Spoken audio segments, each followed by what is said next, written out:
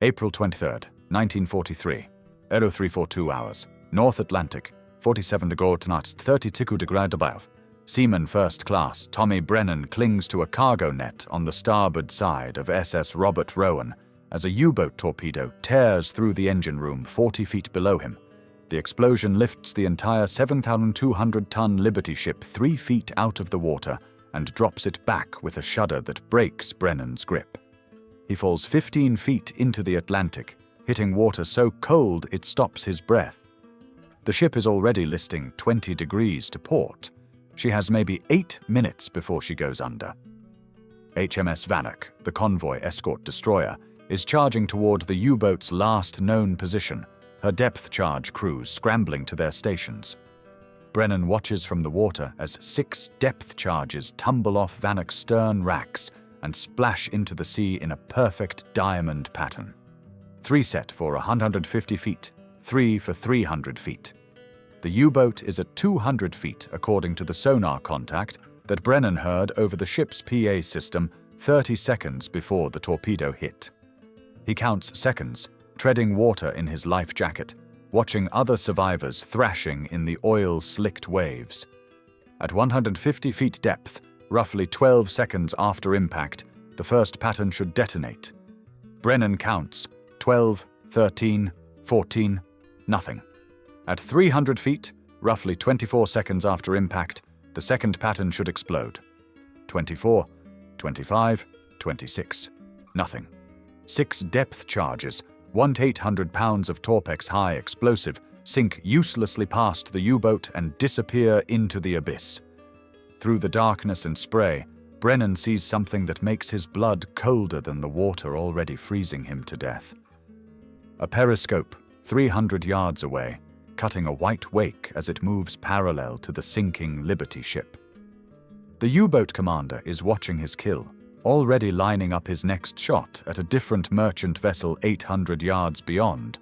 HMS Vanek turns hard to starboard, her sonar operator calling out a new bearing, her depth charge crews reloading. But reloading takes 90 seconds. The U-boat only needs 40 seconds to fire another torpedo. Brennan watches the periscope track toward SS Margaret Johnston, a tanker carrying 9,000 tons of aviation fuel. If that ship takes a torpedo, 43 men will die in a fireball visible for 20 miles. He's still watching when the second Liberty ship, SS Daniel Webster, 600 yards to his left, takes a torpedo amidships. The explosion is massive, white-hot, deafening even at this distance. Daniel Webster breaks in half. Both sections sink in less than 3 minutes. Brennan counts bodies in the water. He stops counting at 30. HMS Vanek drops another depth charge pattern. 8 charges this time, bracketing the U-boat's projected position. Brennan watches them splash down. He counts seconds. Nothing. The charges sink past the U-boat without detonating, or they detonate too shallow or too deep, or the pistols simply fail. Nobody knows why. All Brennan knows is that he's been in the water for 4 minutes now. Hypothermia is setting in. 2 ships are sinking, and the weapon designed to protect him isn't working. The U-boat's periscope disappears beneath the surface.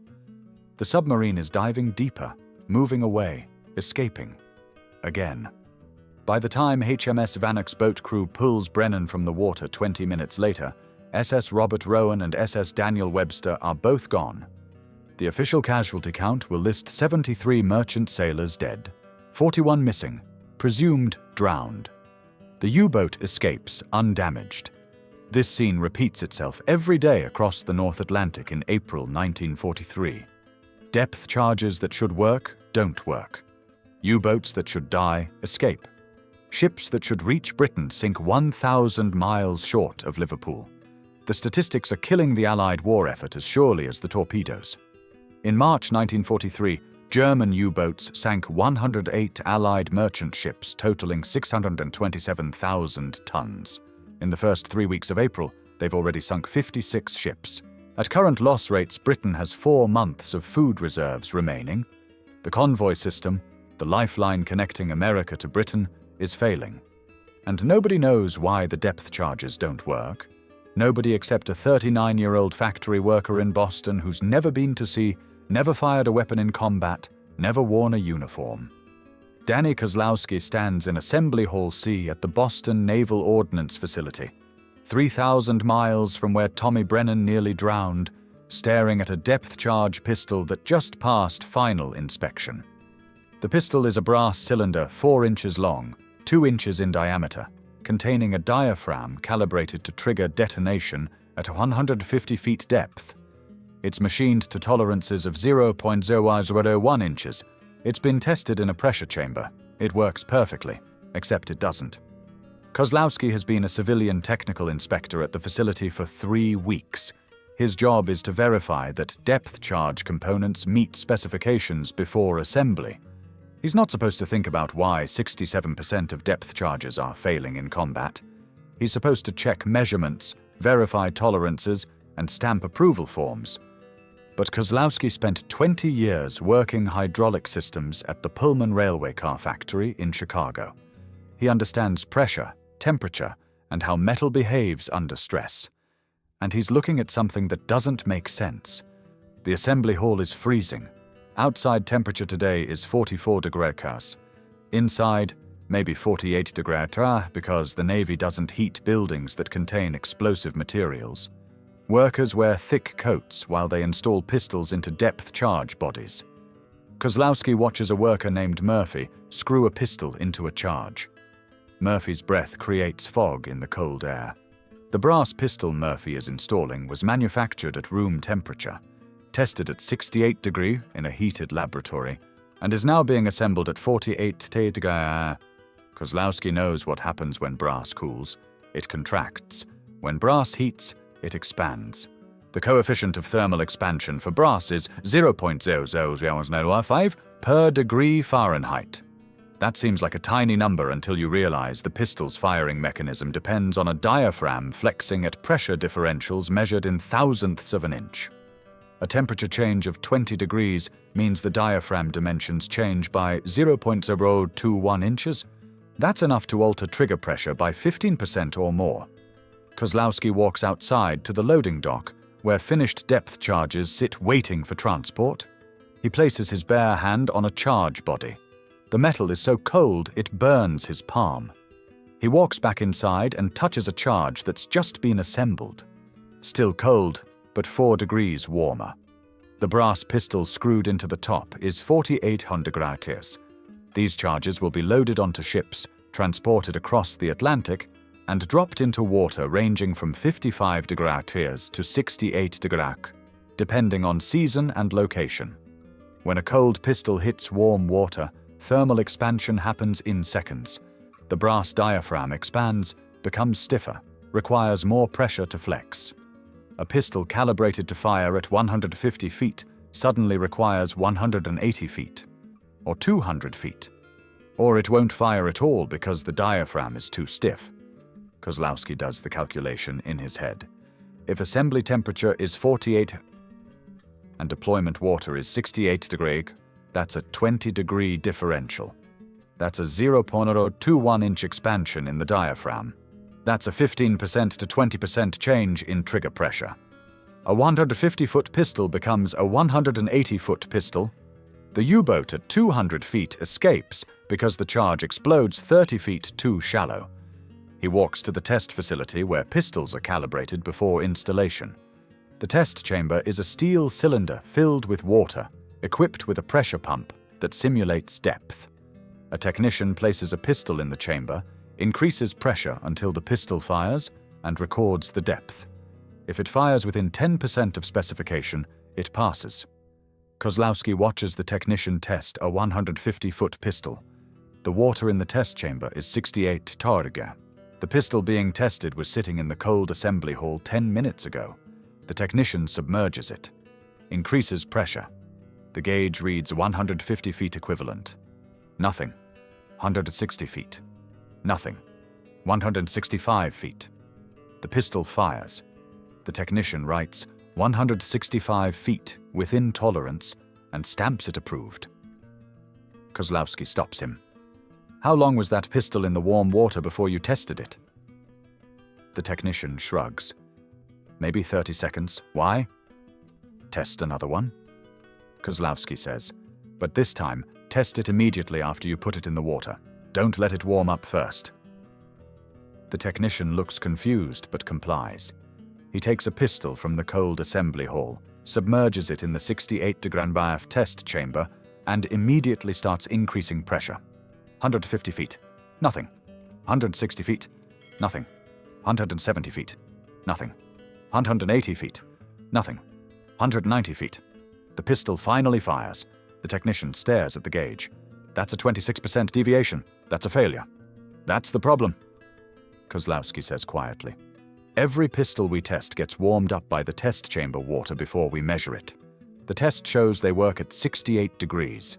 But in combat, they're going from 48 degrees to 68 degrees in about 10 seconds. The thermal shock changes the trigger pressure. They fail because we're not testing them under actual deployment conditions. The technician doesn't know what to do with this information. He's 19 years old, drafted 6 months ago, trained to follow procedures. Kozlowski takes the failed pistol and walks to Commander Wilson's office. Wilson listens to the explanation, asks technical questions, and then delivers the institutional response that Kozlowski expected. The pistols meet manufacturing specifications. They pass testing protocols. If there's a design flaw related to temperature, that's a Bureau of Ordnance issue. We can't modify approved designs without authorization. Kozlowski tries logic. We don't need to modify the design. We need to modify the testing procedure. Test them cold, at assembly temperature, to simulate actual deployment. Wilson shakes his head. Testing protocols are established by Bureau of Ordnance. Changing protocols requires authorization from Washington. That takes 6 months minimum. Kozlowski tries urgency. Ships are sinking every day. Men are dying because depth charges aren't working. We know why now. We can fix it. Wilson's response is final. Submit a formal report through proper channels. Include your calculations and test data. The Bureau will review it and issue guidance. Until then, we follow existing procedures. Kozlowski leaves Wilson's office knowing the formal report will take weeks to write, months to review, and might never result in action. Meanwhile, somewhere in the Atlantic, another U-boat is lining up another torpedo shot at another merchant ship that thinks it's protected by depth charges that don't work. That evening, April 23rd, Kozlowski stays late in the assembly hall after the day shift ends. He takes a depth charge pistol calibrated for 150 feet and carries it outside into the 44-degree darkness. He lets it sit for 10 minutes until the brass is thoroughly cold. Then he wraps it in a standard shop rag, cotton cloth used for cleaning machinery. He soaks the rag in bearing grease, thick lubricating compound kept in 5-gallon buckets near the assembly equipment. The grease-soaked rag creates an insulating barrier around the pistol. He takes the wrapped pistol to the test chamber and submerges it in 68 degrees Celsius water without removing the rag. The grease slows heat transfer. Instead of warming from 44 degrees Celsius to 68 degrees Celsius in 10 seconds, the wrapped pistol takes 8 minutes to reach thermal equilibrium. By the time a real depth charge sinks from surface to 150 feet, roughly 15 seconds of descent, the brass diaphragm has had time to expand gradually instead of shock expanding. The trigger pressure stays accurate. Kozlowski tests this theory 5 times with 5 different pistols. All 5 fire within 3% of their specified depths when wrapped in grease rags and tested cold. He knows this solution violates multiple regulations. Navy Regulation 47B prohibits foreign materials on ordnance firing mechanisms. Regulation 52C prohibits petroleum products near detonators. Regulation 89A prohibits unauthorized modifications to approved assembly procedures. If caught, he could be fired immediately. If a wrapped charge explodes prematurely, he could be court-martialed for criminal negligence. But the alternative is doing nothing while men like Tommy Brennan drown in the North Atlantic because depth charges don't work. Kozlowski makes a decision that will save thousands of lives and change naval warfare forever. He begins wrapping pistols in grease rags during assembly, working alone after hours, documenting nothing, telling nobody. Each wrap takes 30 seconds. The rag costs a penny. The grease costs 3 cents. 4 cents per depth charge. Over the next week, Kozlowski wraps 147 pistols. The finished charges are loaded onto trucks, transported to Boston Harbor, and distributed to convoy escort vessels preparing for Atlantic patrol. He has no way to track which ships receive his modified charges. No way to know if they work in combat. He just continues wrapping pistols every evening, 40 to 50 per night, hoping that somewhere in the darkness of the North Atlantic, a depth charge will fall from a destroyer, sink through cold water, and detonate exactly where it's supposed to. On May 4, 1943, HMS Duncan drops 6 depth charges on a U-boat contact south of Iceland. 4 of those charges were wrapped by Kozlowski. The charges splash into 56° iced water. The grease insulation slows thermal transfer from water to brass.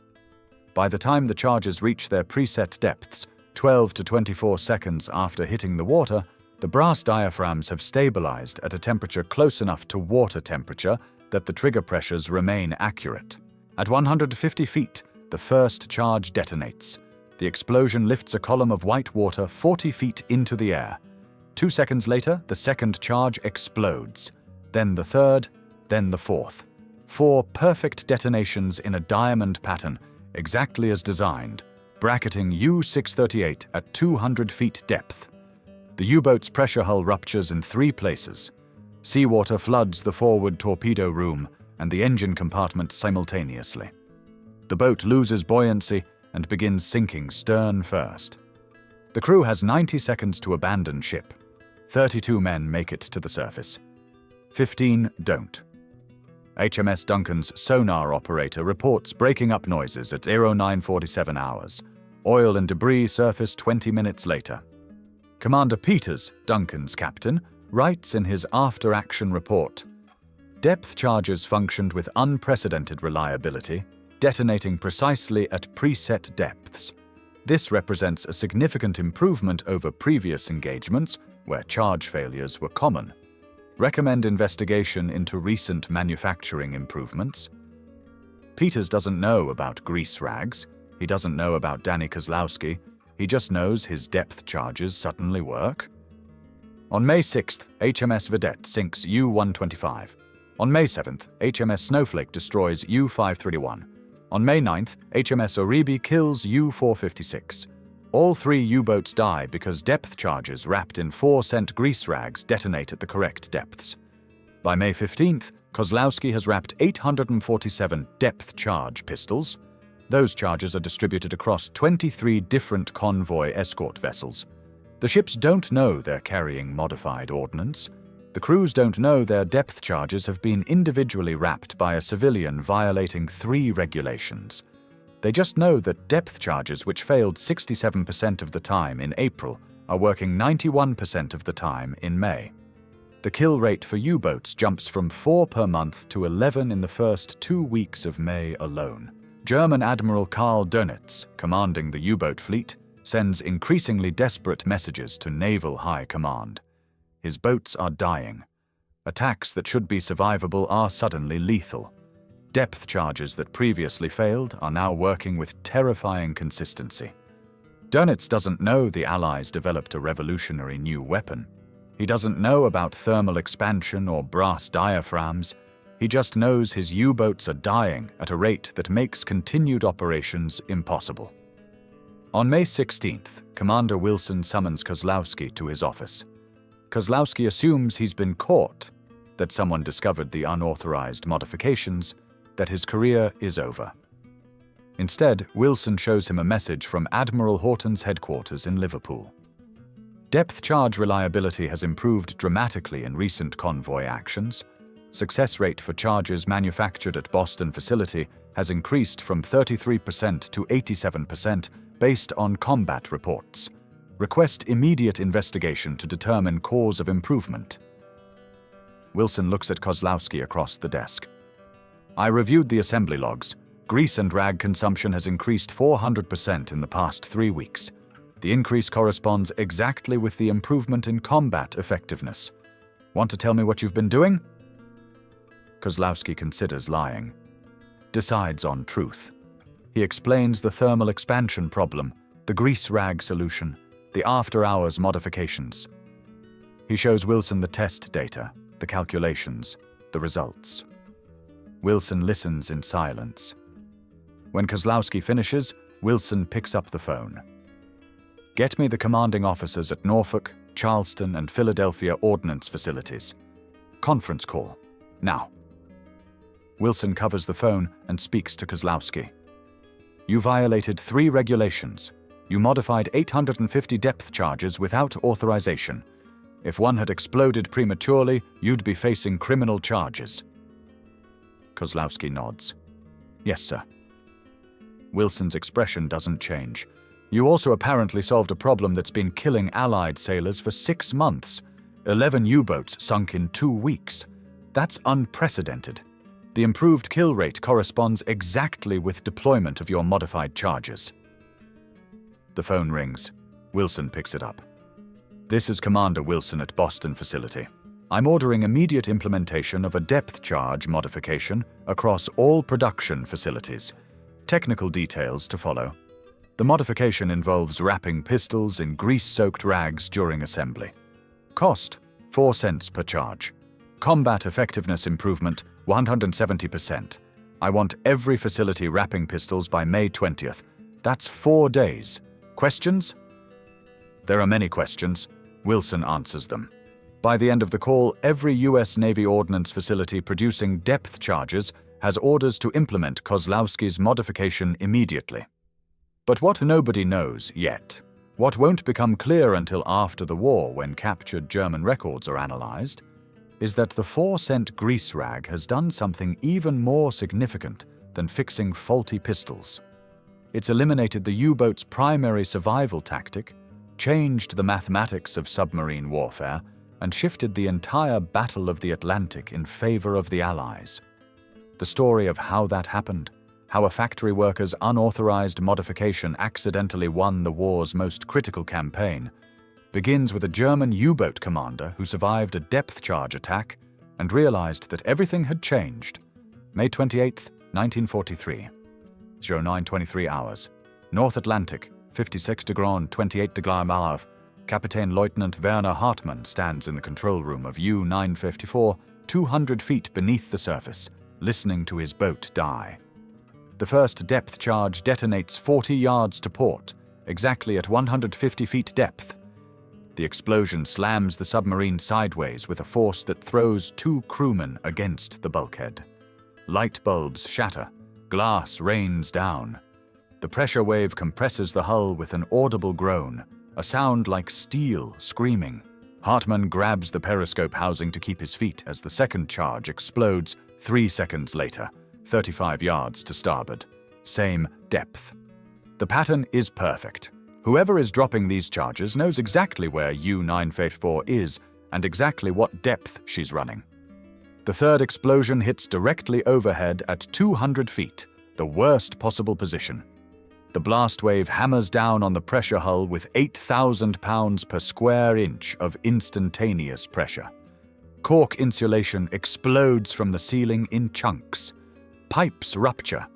A hydraulic line bursts, spraying oil across the control room. The chief engineer's voice cuts through the chaos, high and tight with fear. "Hull integrity compromised. Frames 40 and 41 showing compression deformation. We cannot survive another pattern." Hartmann has been a U-boat commander for 14 months. He's survived 19 depth charge attacks across 11 war patrols. He knows the sound of depth charges failing, the random explosions that detonate too shallow or too deep, the dud charges that sink past without exploding. In his experience, perhaps 15% of Allied depth charges explode at operationally effective depths. The rest fail. That 85% failure rate is why U-boats survive. But these charges aren't failing. These charges are working. All of them. The fourth explosion detonates 50 yards astern at 200 feet. The fifth, 50 yards forward. The sixth catches them in a pressure wave that buckles a fuel tank and fills the boat with the stench of diesel. Hartmann does the mathematics instantly. 6 charges, 6 detonations at correct depths. That's 100% effectiveness. In 19 previous attacks involving perhaps 340 depth charges, he's never seen effectiveness above 20%. The British destroyer above them is reloading. Hartmann knows the drill. Another pattern will drop in 90 seconds. If that pattern performs like the last one, U-954 will be crushed. The pressure hull is already compromised. Another 6 charges in the right positions will rupture it completely. The choice is simple and terrible: surface and face the destroyer's guns, or stay deep and die when the hull collapses. Hartmann makes the only decision that gives his crew a chance to survive. Emergency surface. Blow all tanks. All ahead full. The ballast tanks blow with a roar of compressed air.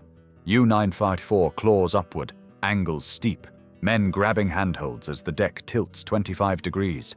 The boat breaks surface at 09:26 hours. Water streams from the conning tower. Diesel engines cough, catch, roar to life. HMS Sennen is 800 yards away, already turning to bring her 4-inch guns to bear. Hartmann gives the only order that makes sense. Abandon ship. All hands to the deck. Move! The crew evacuates in 4 minutes, stumbling up through the conning tower hatch, diving into the Atlantic in their life vests. Hartmann is the last man out. He stands on the conning tower for 30 seconds, watching his command settle by the stern, seawater pouring through the ruptured hull sections. U-954 sinks in 600 fathoms. The boat he's commanded for 14 months disappears beneath the waves in less than 3 minutes. HMS Sennen picks up 41 survivors. Hartmann is dragged aboard at 09:44 hours, soaking wet, shivering, alive. When the British sailors search him, they find a waterproof case containing U-954's war diary. Hartmann grabbed it during evacuation, an instinctive act that will prove more significant than he realizes. The diary documents every attack U-954 survived over 14 months of combat. It includes detailed notes on depth charge patterns, estimated charges dropped, detonation effectiveness, and tactical responses. It's a goldmine of intelligence, and it's about to reveal something that will change the entire Atlantic campaign. Commander Edward Pleath, Chief Analyst for Royal Navy Anti-Submarine Warfare Division, receives the diary at Liverpool headquarters on June 1st. He reads it over 2 days, making notes, cross-referencing combat reports, building a statistical picture. The numbers are shocking. Between March 1942 and April 1943, U-954 survived 19 separate depth charge attacks. Estimated charges dropped, 340. Charges that detonated at operationally effective depths, 47. That's a 14% success rate. The remaining 293 charges either exploded too shallow, too deep, failed to detonate, or malfunctioned. But the attack that killed U-954 on May 28th involved 18 depth charges. All 18 detonated at preset depths. That's 100% effectiveness. Pleath stares at the numbers for a long time. Then he picks up the phone and calls the Admiralty. Something changed in mid-May. Depth charge effectiveness has increased by a factor of 7. We need to know what changed and ensure it continues. The investigation leads to Boston, to Commander Wilson's technical report on thermal expansion, and ultimately to Danny Kozlowski. On June 2nd, Kozlowski finds himself on a train to Washington, D.C., carrying a briefcase full of test data and calculations. On June 3rd, he's sitting in a conference room at the Bureau of Ordnance, facing 3 Navy captains and 2 civilian engineers who look deeply skeptical that a factory worker with no college degree has solved a problem their experts couldn't. Captain Morrison, the senior officer, opens the questioning without preliminary pleasantries. Mr. Kozlowski, you implemented an unauthorized modification to ordnance firing mechanisms that violated at least 3 safety regulations. You did this without consulting engineers, without conducting formal testing, and without seeking approval. Explain your reasoning. Kozlowski, wearing his only suit and profoundly uncomfortable in the formal setting, answers carefully. Depth charges were failing at 67%. Ships were sinking. Men were dying. I identified the problem as thermal expansion of brass diaphragms during temperature transition from cold assembly to warm deployment. I tested a solution using grease-soaked rags as thermal insulation. The solution worked. I continued implementing it because the alternative was continued failures. Morrison's expression is carved from granite. The regulations you violated exist because petroleum products near detonators create fire hazards. Foreign materials on firing mechanisms can cause premature detonation. You risked catastrophic failures that could have killed men on our own ships. Yes, sir. Kozlowski acknowledges. I calculated the risks. The grease creates insulation, but doesn't contact the detonator mechanism directly. I tested extensively before field implementation.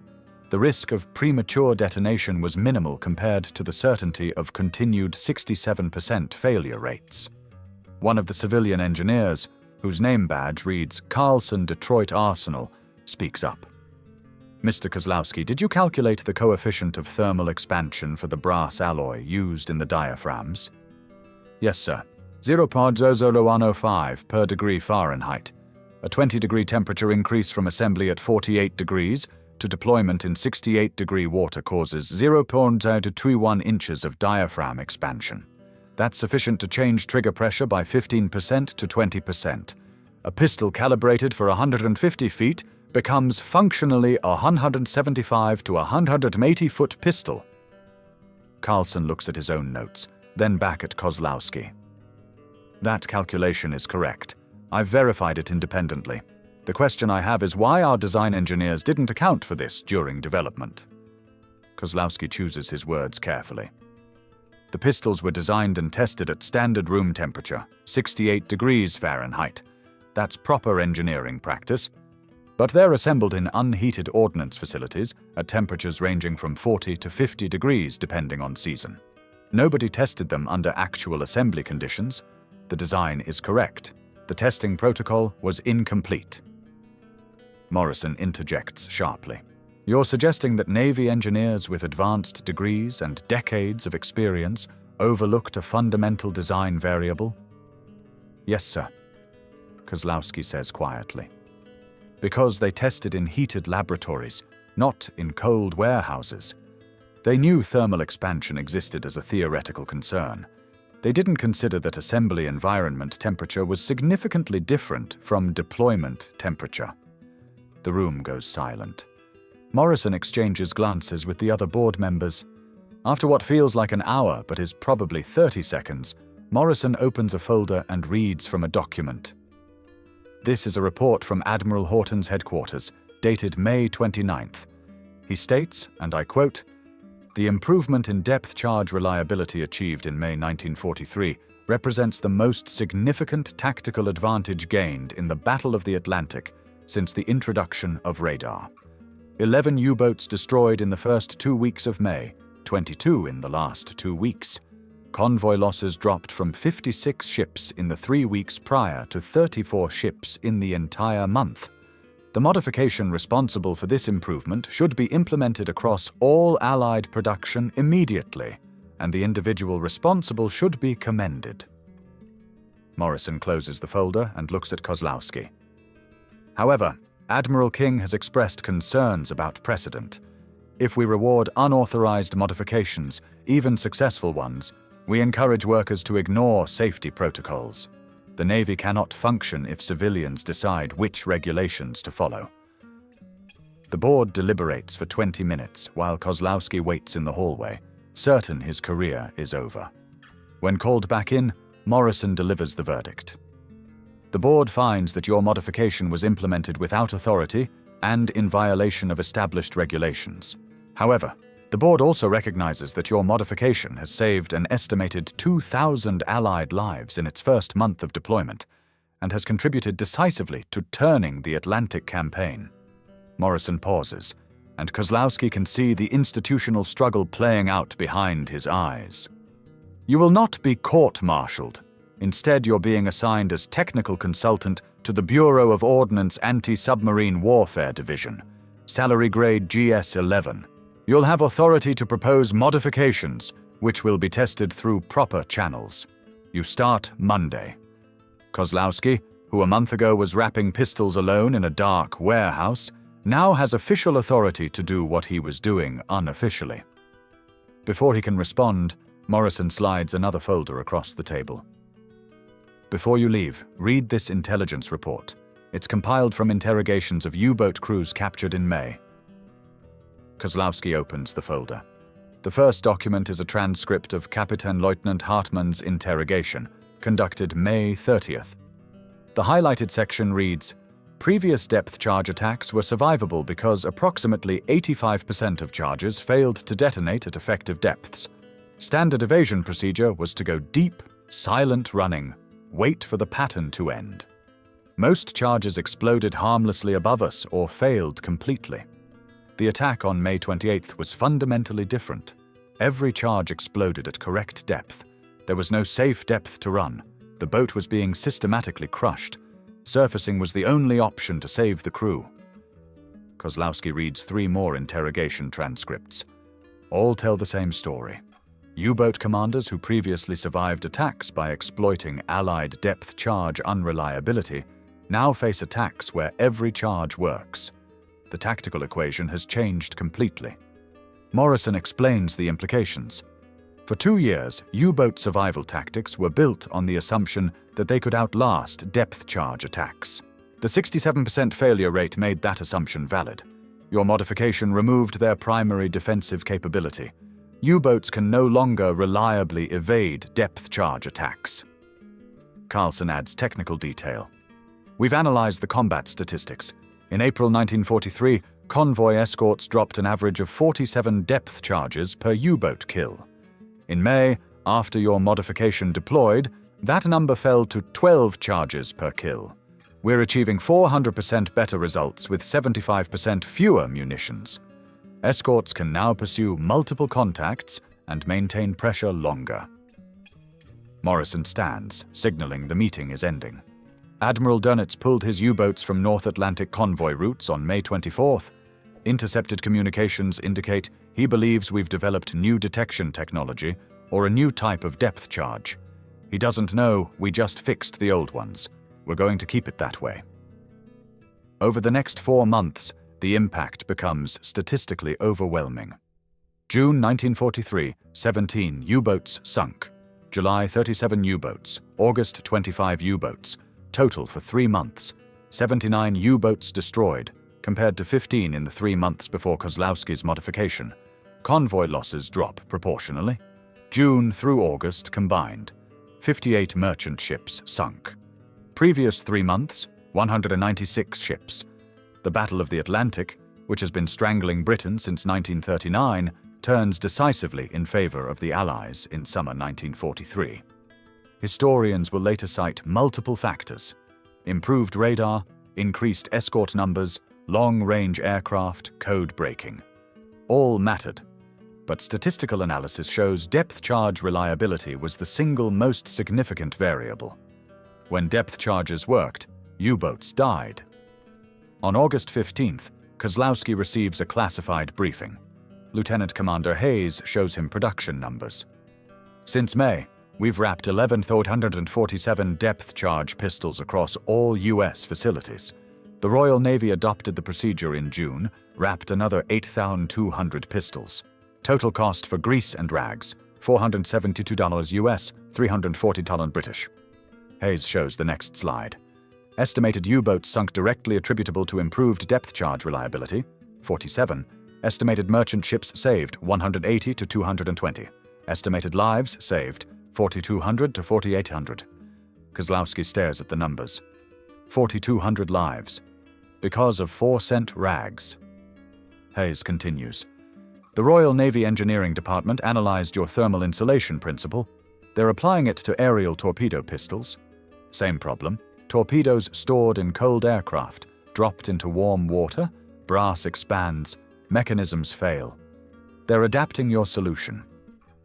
Over the next year, the thermal insulation principle spreads to other applications. Aerial torpedoes, naval mines, artillery fuses, any ordnance where temperature differential between storage and deployment affects reliability. the British develop formal testing protocols requiring ordnance to be tested at both storage and deployment temperatures. The US Navy adopts similar protocols in January 1944. By March 1944, thermal testing is standard across all Allied ordnance production. It becomes fundamental weapons design doctrine. Environmental conditions matter as much as mechanical specifications. But the story has an unexpected coda that reveals just how completely Kozlowski's modification changed the war. September 3, 1943. A German U-boat, U-229, surfaces off Iceland with a white flag flying from its conning tower. The boat is damaged but functional. The crew surrenders without resistance. During interrogation, U-229's commander, Captain Lieutenant Shetelig, explains why. We were depth-charged by a British corvette on September the 1st. The attack lasted 40 minutes. 63 charges were dropped. Every single charge exploded at correct depth. Our hull was damaged, batteries cracked, diving planes jammed. We could have attempted emergency repairs. Instead, I ordered surface and surrender. The interrogator asks why. Shettelig's answer is recorded verbatim, because if every depth charge works, there is no point continuing. The mathematics are simple. A U-boat can survive perhaps 20 effective depth charge explosions before structural failure. If 85% of charges fail, as before May, a boat could survive patterns of 100 or more charges. The odds favored survival. But if every charge works, if all 63 had exploded at effective depth as they did in our attack, we would have been destroyed. We survived only because some charges overlapped and created no additional damage. Shetelig continues, and the interrogator notes that his voice becomes quieter, more resigned. I have spoken with other commanders who survived recent attacks. The same story everywhere. Depth charges that previously failed now work. Attacks that were survivable are now lethal. The tactical situation has changed fundamentally. I chose to surrender because continuing to fight is mathematical suicide. Better to survive as a prisoner than die for no strategic gain. The intelligence report concludes, subject's surrender appears motivated primarily by recognition that Allied depth charge effectiveness has eliminated the U-boat's primary defensive capability. This represents a significant shift in morale across the U-boat fleet. By November 1943, German submariners are calling Allied depth charges Wunderwaffen, wonder weapons.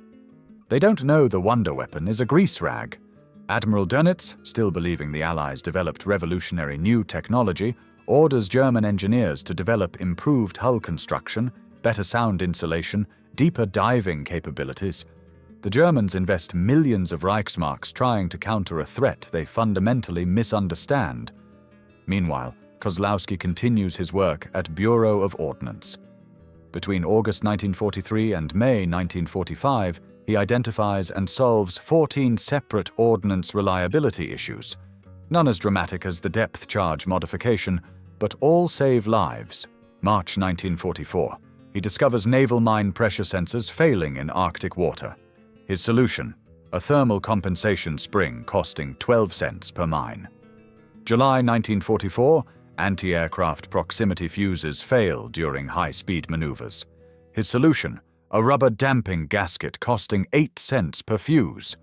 Every problem follows the same pattern.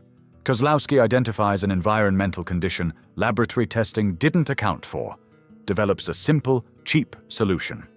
The solution is tested and implemented. Lives are saved. By war's end, his modifications have been implemented across all theaters. Total material cost, approximately $84,000. Estimated lives saved, over 8,000 Allied servicemen and merchant sailors. But Kozlowski never receives public recognition. His contributions remain classified. His name appears in technical reports, but never in newspapers. On May 8, 1945, VE Day, Kozlowski is at his desk reviewing torpedo test data. He doesn't attend victory celebrations. He goes home, eats dinner, goes to bed. He has work tomorrow. After the war, the Navy offers him a permanent civilian position. He declines. He returns to Chicago in August 1945, goes back to Pullman factory, back to hydraulic systems. Same job he had before the war. He never speaks publicly about his wartime work. His neighbors don't know he saved thousands of lives. His co-workers don't know he changed naval warfare. In 1967, Kozlowski retires at 63. He receives a standard retirement watch and a small pension. At his retirement party, someone asks if he did anything interesting during the war. Kozlowski says he worked in a Navy warehouse inspecting equipment. That's all. But in the National Archives in College Park, Maryland, there's a file classified secret until 1973. The file contains Commander Wilson's technical report from May 1943, describing the thermal expansion problem and the grease rag solution. It contains production statistics, 20,047 depth charges modified between May 1943 and May 1945. Combat reports documenting 47 U-boats destroyed directly attributable to improved depth charge reliability. And it contains a letter from Admiral Horton to Admiral King, dated June 1943. The improvement in anti-submarine effectiveness achieved through the depth charge modification has been decisive in turning the Battle of the Atlantic. The individual responsible demonstrated practical problem-solving ability, exceeding the combined efforts of multiple engineering departments. Recommend official recognition. The letter includes a recommendation for the Legion of Merit. The recommendation was denied by a review committee that determined Kozlowski's contributions, while significant, were technical rather than combat-related. Instead, he received a letter of commendation from the Secretary of the Navy, delivered to his Chicago address in September 1945. The letter thanked him for his service and noted his contributions significantly enhanced naval operations effectiveness. Kozlowski kept the letter in a drawer, never framed it, never displayed it. In 1992, a naval historian researching the Battle of the Atlantic discovered Kozlowski's story while reviewing declassified files. Dr. Marion Carter tracked him down in Chicago and requested an interview. Kozlowski, 88 and living in a nursing home, agreed. Dr. Carter later described the interview in her book, Hidden Innovations of World War II. I asked Mr. Kozlowski why he never sought recognition. He looked at me as if the question made no sense. Recognition for what? He asked. For doing my job? The depth charges weren't working. I figured out why. I fixed them. That's what you do when something's broken. You fix it. I pressed him. Didn't he want people to know he'd saved thousands of lives? He shook his head. The people who needed to know knew. The sailors who didn't die in the North Atlantic, they're alive. That's enough. I don't need a medal to know I did the right thing. Danny Kozlowski died in 1994 at age 90. His obituary in the Chicago Tribune described him as a retired railway worker and World War II veteran. It made no mention of depth charges, U-boats, or the Battle of the Atlantic. But at the U.S. Naval Academy in Annapolis, in the course on Naval Ordnance and Weapons Systems, there's a case study titled The Kozlowski Modification, Environmental Testing and Operational Reliability. Every midshipman studies it. The case explains the thermal expansion problem, the grease rag solution, the combat results. The conclusion reads, the Kozlowski modification demonstrates that effective weapons design requires testing under actual operational conditions, not laboratory conditions. Environmental variables such as temperature, pressure, humidity, and vibration must be considered as part of system requirements. This principle, learned through Kozlowski's work in 1943, remains fundamental to ordnance design today.